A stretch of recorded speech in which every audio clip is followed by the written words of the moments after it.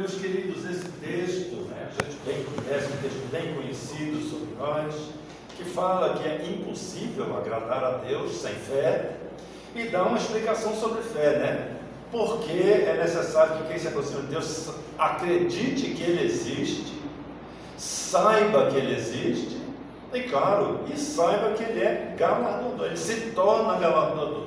Ele não é galardoador, não é isso? O texto diz se torna. Eu fui lá no grego, eu vou olhar os detalhes, porque as versões às vezes mudam, Mas é correto entender que ele se torna galardoador. A palavra galardão, ela é uma palavra gótica, tem uma origem distante do nosso latim, E ela tem a ideia de contrapeso, de contraponto, de uma compensação, algo que equilibra, algo que torna confortável.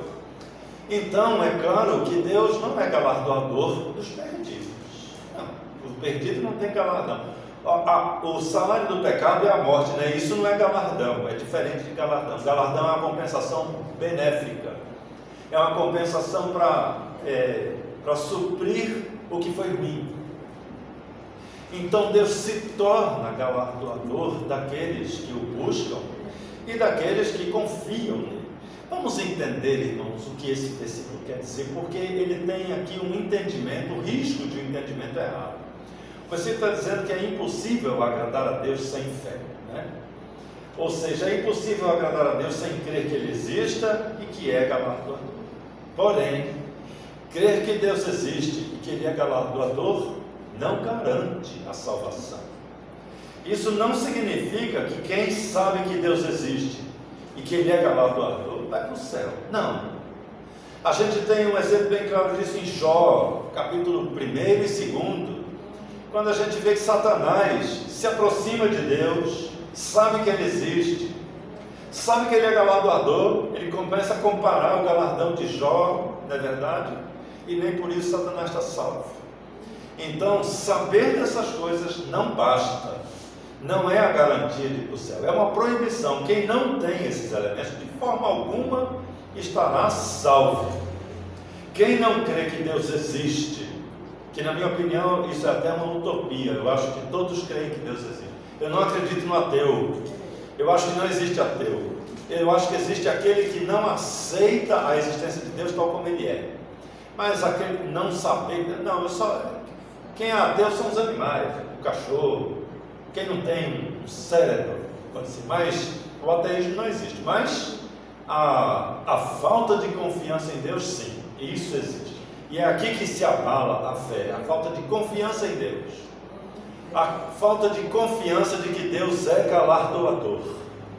E é aqui que nós chegamos na verdade desse texto. Eu e você vamos entrar no reino dos céus, vamos viver para sempre com Jesus, estamos salvos se nós confiarmos em Deus. E claro, a prova de que nós confiamos em Deus não está nas nossas palavras. É muito fácil dizer que a gente confia em Deus, é muito fácil dizer que nós somos dependentes de Deus. Difícil é a gente vivenciar isso. Não é provar para os outros, não é demonstrar para que a igreja veja, isso às vezes até é fácil, A gente tem uma facilidade muito grande de gerar ilusões a respeito do que a gente é, do que a gente quer, do que a gente imagina. A gente consegue, o pastor Júlio dizia, enganar o pastor é muito fácil, e é mesmo, enganar o pastor é a coisa mais fácil do mundo, até porque a gente se vê muito pouco, Olha qual é o tempo de convívio que nós temos? Quantas horas por semana nós estamos juntos conversando? Tirando as 2 horas de culto, 3 com sexta-feira, tem o quê? 4? Quantas horas eu fico falando com você, Matheus? 1. Caio, quanto tempo a gente gastou? Nem com Valério. Com Valério, quantas horas eu acho que eu fico na frente de Valério? Da semana 10? A gente se convive muito pouco, não nos conhecemos. Dificilmente vamos saber uns dos outros, nunca se sabe dos outros. Só Deus sabe. Deus me conhece, Ele sabe dos efeitos da minha fé na minha vida. Só o Senhor é testemunha do quanto eu sou confiável diante dele. Uma pessoa confiável diante de Deus é uma pessoa que vai entrar no reino dos céus porque ela confia em Deus. Quem não confia em Deus não é confiável. A fé nos torna confiáveis. Irmãos, vamos raciocinar aqui de uma forma bem prática. A nova terra para onde vai o povo de Deus é um lugar onde não vai ter policiamento, não vai ter fiscalização, não vai ter relatórios de departamento, não vai ter relatórios, sabe esses relatórios de culto? Não existe isso, porque Deus confiará plenamente, cegamente, nos bilhões que estarão lá. Cada um de nós será detentor de total confiança de Deus. É por isso que não é qualquer um que pode entrar no céu. Tem que ser pessoas de plena confiabilidade, pessoas em que Deus confie, e isso começa na nossa capacidade, no nosso exercício, no nosso esforço de confiarmos plenamente em Deus. Irmãos, confiar em Deus, para a gente compreender melhor, para a gente ampliar essa ideia de fé, de confiança no galardão que nós teremos, nós podemos ir lá para Gálatas capítulo 5, Gálatas 5, né? Eu não deixei marcado aqui, é o que fala do fruto do Espírito, não é isso? Gálatas capítulo 5, os versículos 19 até o 23, né? Até o 22, 23. Gálatas 5, vamos deixar aberto e vamos ler para a gente olhar os detalhes desse texto. Gálatas, a gente pega uma Bíblia que não é nossa, é errada, pronto, está tudo errado. Gálatas capítulo 5, versículo 19, 20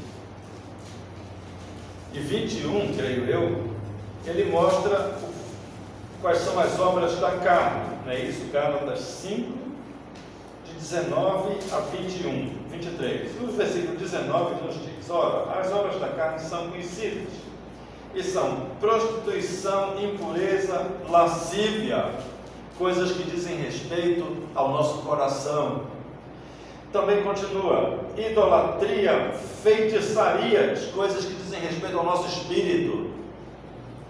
E continua: inimizades, porfias, ciúmes, iras, discórdias, dissensões, facções, invejas, coisas que dizem respeito ao nosso convívio, à nossa comunhão uns com os outros. Bebedices e glutonarias, coisas que dizem respeito à nossa saúde, ao nosso corpo, ao templo do Espírito Santo, que às vezes a gente pensa assim: o corpo está morto, vai morrer, não tem valor. Sim, se o nosso corpo não tivesse valor, ele não existia, Deus não nos teria feito. Então diz que sobre essas coisas semelhantes a essas, a respeito das quais vos declaro, como já outrora vos preveni, o apóstolo Paulo chegou a dizer: não vos enganeis, quem pratica tais coisas não entra no reino do céu, né? Não herdarão o reino de Deus quem tais coisas pratica. Aqui, irmãos, nós temos o fruto da carne que mostra o quê? Aquilo que nós devemos dispensar de nossas vidas. Aí a gente encontra aqui coisas que fazem parte de nossas vidas, que são até importantes, que nós buscamos mas aquele que confia em Deus, que confia no galardão de Deus, não vive mais para a carne, não vive mais para as necessidades da carne. Aqui chegamos no nosso desafio, chegamos no nosso problema. Saber que Deus existe, todos sabemos. Confiar que Deus é galardoador, todos confiamos, mas precisamos mais do que isso: confiar totalmente em Deus, confiar totalmente na compensação de Deus. Isso significa abrirmos mão de todo o nosso esforço material. Os frutos materiais não devem mais nos interessar. Um grande desafio. Porque nós somos corpo e alma, nós temos uma vida material, temos contato com o mundo, temos uma relação social na sociedade com gente não crente. Nós temos que prestar atenção no que o mundo considera justo ou injusto. Nós temos que conviver com o mundo sem nos contaminarmos, sem perder de vista que as nossas atitudes devem ser espirituais.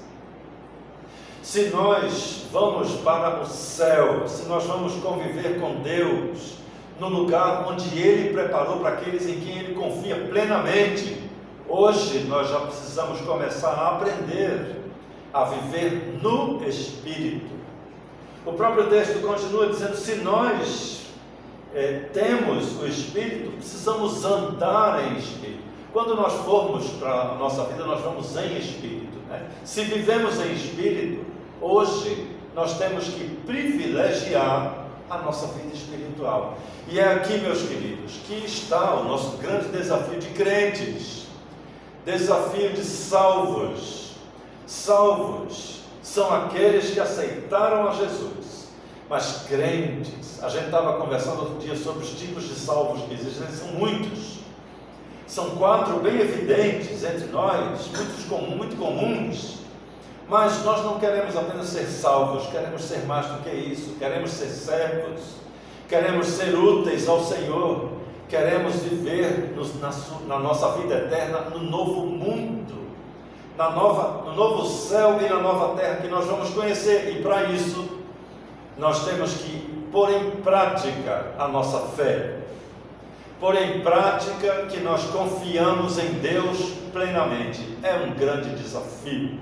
É difícil, sim, claro que é difícil, mas nós podemos, irmãos, conquistar esse patamar, vamos dizer. Podemos crescer nesse aspecto espiritual de nossas vidas. É claro que não por nossos meios, não por nossa capacidade, nossa inteligência. Se dependermos de nossa inteligência e nossa forma de raciocinar, nós vamos nos envolver cada vez mais com os frutos da carne. Nós precisamos, sim, da ação do Espírito Santo em nossas vidas. É através de nossas orações, através do nosso cultuar, através do nosso empenho na obra do Senhor, do nosso interesse pela obra do Senhor. Talvez o interesse pela obra do Senhor seja o nosso melhor indicativo íntimo do quanto nós estamos vivendo em espírito. O quanto eu e você estamos preocupados com a obra de Jesus na terra. Essa resposta a gente nem sabe direito, né? Nós podemos avaliar isso em oração com o Senhor, mas isso aqui é o que revela o quanto nós confiamos em Deus. O quanto nós estamos dispostos a ofertar para a obra de Jesus. Quando a gente fala em oferta, nós que somos do Senhor devemos colocar em último lugar as ofertas financeiras.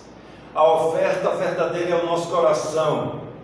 As nossas ofertas missionárias, nossos dízimos, refletem o nosso coração. O quanto de nossas vidas nós estamos ofertando ao Senhor. Esse tanto, isso é uma expressão maranhense, né? Esse tanto equivale à nossa confiança em Deus. Equivale sobre a porção de nossas vidas que nós confiamos ao poder de Deus. Ou seja, irmãos, estamos distantes do nosso ideal. Nós estamos muito aquém do ideal de Deus. Porque para sermos os servos dele, que nós desejamos ser, que ele espera que nós sejamos, lembrando que glorificar a Deus é ser aquilo que ele espera que sejamos, nós precisamos ir além de acreditar que ele existe e que é galardoador. Voltando a lembrar que Satanás também sabe que ele existe e que é galardoador. Nós precisamos pôr em prática a nossa fé. Precisamos transformar em fato a nossa fé. demonstrar a nossa fé diante de Deus. O mundo vai assistir, vai ver, mas como consequência, o nosso testemunho aqui na terra é um subproduto do nosso envolvimento com Deus, da nossa dependência de Deus, da nossa confiança, de nossa subsistência. Nós confiamos que a nossa subsistência vem de Deus.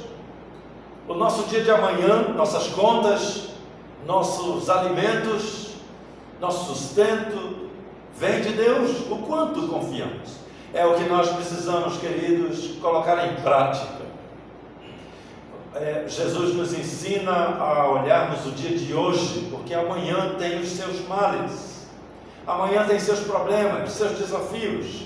Hoje somos dependentes de Deus. Quando Jesus nos ensina a orar, Ele nos ensina a pedir o pão nosso de cada dia, de hoje, porque o pão nosso não é somente pão, sabemos, significa tudo o que precisamos materialmente, né? Representa a nossa vida material, e nós dependemos plenamente de Deus a cada dia.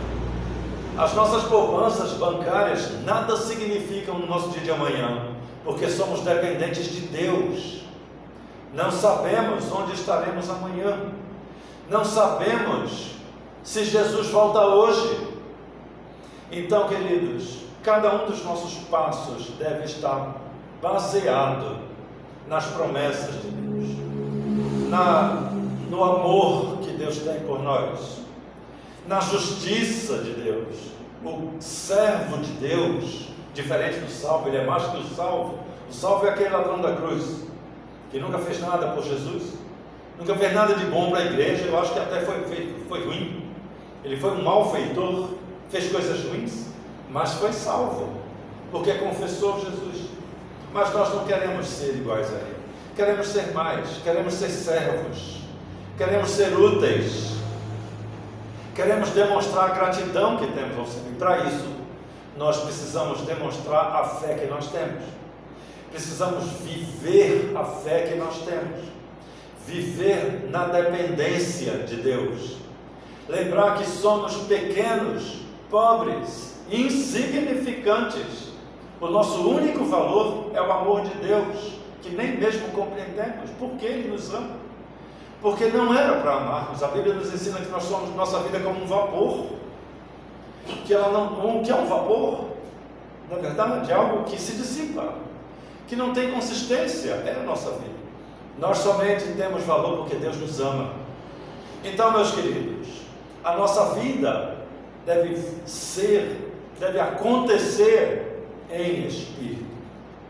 O nosso ser, o nosso existir deve ter como principal fator a nossa vida espiritual, porque é ela que vai para o reino do céu, é ela que Jesus vem buscar, é essa nossa parte que é legítima e real, é a nossa vida espiritual que interessa. A sua alma e a minha alma é a nossa propriedade nesta terra, e nada mais. Todas as outras coisas vêm do Senhor a cada dia. Então, queridos, que o Senhor nos capacite a demonstrar a fé que temos nele, a confiança que temos na sua promessa, o conforto que sentimos no seu galardão. Quando nós agimos, nós sabemos que estamos fazendo a vontade de Deus, somos creditados em nosso galardão. E esse deve ser o nosso motivo de alegria, nosso motivo de culto, nosso motivo de louvor. Nós devemos louvar a Deus porque temos um galardão. Não é para receber bênçãos. Eu não lembro com quem eu estava conversando essa semana, mas tem algumas religiões que dizem que nós devemos louvar a Deus para sermos abençoados. Isso é um equívoco. Isso não é verdade. Nós louvamos a Deus porque fomos abençoados. Nós cultuamos a Deus porque somos galardoados. Nós vamos para o reino dos céus porque Jesus nos salvou. Então, vamos passar todo o tempo que temos nessa terra demonstrando ao Senhor o quanto nós somos felizes, o quanto nós somos espirituais, o quanto nós priorizamos a nossa vida de comunhão com Deus, porque sem isso não há galardão, não há reino dos céus. Então que o Senhor abençoe a sua palavra aos nossos corações e nos faça a cada dia mais galardoados, segundo a sua justiça. Vamos orar?